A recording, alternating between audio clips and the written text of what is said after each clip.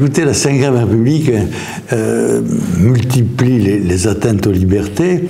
Elle l'a fait souvent déjà dans le passé, mais là, c'est vrai qu'elle se surpasse, parce qu'avec les réseaux sociaux, il y avait un petit espace de liberté. Ce petit espace de liberté, manifestement, disparaît.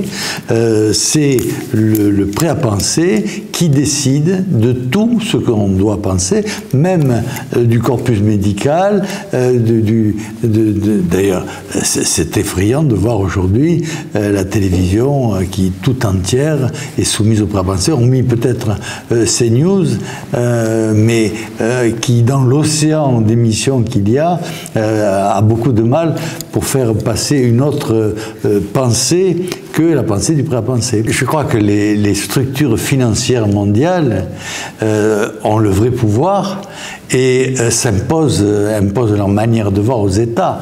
Et c'est un petit peu ce qui se passe à travers ce que fait YouTube.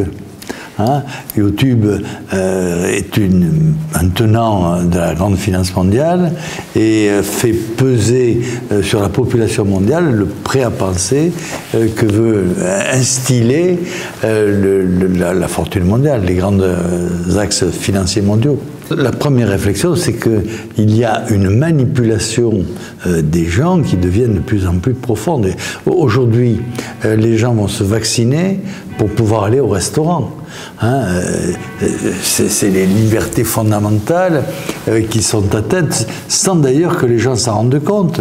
Parce que s'ils s'en réellement rendaient compte, je pense qu'ils réagiraient.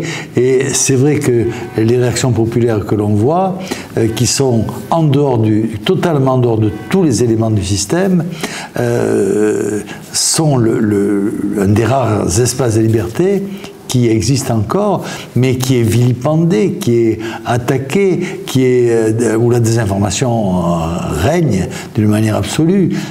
Telle pancarte est accusée de faire telle ou telle chose, alors que ce n'était pas du tout dans l'idée de ceux qui l'avaient rempli, etc. C'est extrêmement grave, c'est extrêmement inquiétant, et cela génère un mal-être que le pouvoir n'analyse pas. Parce que le mal-être qui en découle peut avoir, comme je le disais récemment, des réactions nocives pour tout le monde, pour la société tout entière. On ne joue pas impunément tout le temps à l'apprenti sorcier. Le fin fond du problème est là. Les gens qui ont le pouvoir veulent tout le pouvoir, absolument tout le pouvoir, et ne laissent aucun espace à ceux qui n'est pas eux, et ceux qui ne veulent diffuser. Et c'est extrêmement dangereux.